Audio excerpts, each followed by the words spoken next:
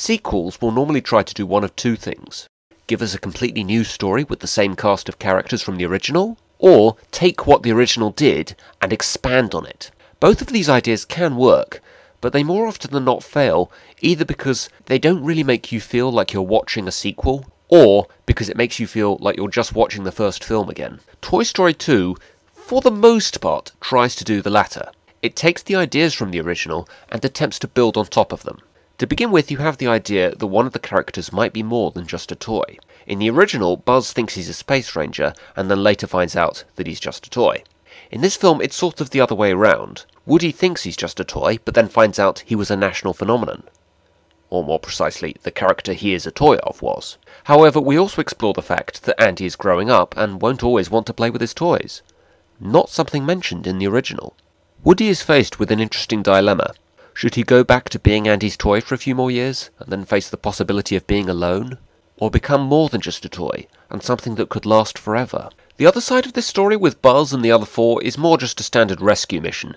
It has some good moments of comedy, and the other Buzz really makes the movie for me. One thing I didn't mention in my review of the original that I really should have, is that the over-the-top antics and sci-fi talk by Buzz while he thinks he's a space ranger cracked me up big time, and this other Buzz works just as well in this film.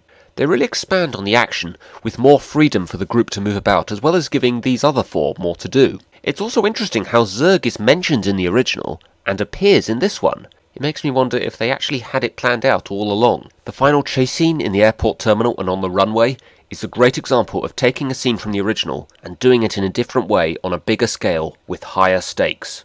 In terms of animation, the humans look a lot better, which I guess is why they get a lot more screen time. Andy looks much the same, although he does look older, but everyone else looks like a hand-drawn human in 3D. The dog Buster also looks a lot more realistic than Scott in the original. Now I do have to say, there is a lot about this film I don't like. While it's nice to see these four play a larger role, I don't really like the way Woody and Buzz are apart for most of the film.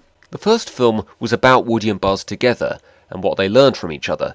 This one is really just about Woody. Although there is a nice moment where Buzz basically teaches Woody what Woody taught him in the first film, about the value of those that love you. That the real important thing for them in life isn't about what you are, or who you are, but about being loved, and doing what you can to be there for those who love you. For the most part though, Buzz seemed a little wasted. I also felt that the first 15 minutes are kind of slow, and I remember being a bit confused the first time I saw this film as to where it was going.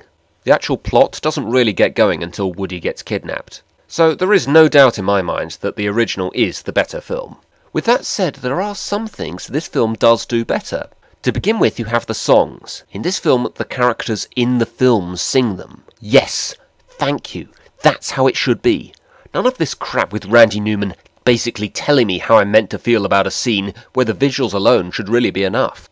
No, this film got it right with When She Loved Me. In terms of hitting it home about how painful the idea of no longer being loved is for a toy, this song got it spot on.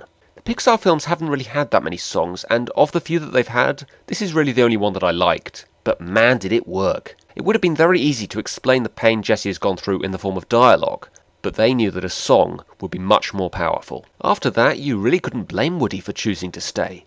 If not for himself, then certainly for Jessie. Ultimately, of course, Woody does figure out that as someone who's loved him his whole life, he owes it to Andy to stay with him, and to give Jessie the chance to experience being loved again. It's here that the real picture of what's really been going on finally emerges.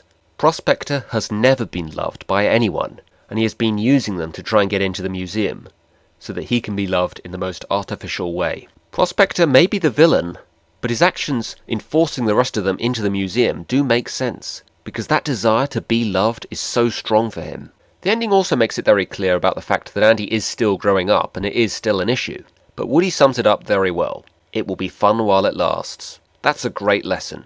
Just live for today and savour the good times while you have the chance. Don't bother worrying about what could go wrong in the future. Cross that bridge when you come to it. So overall, this film is just as solid as the original in large parts, and builds on top of aspects from the original.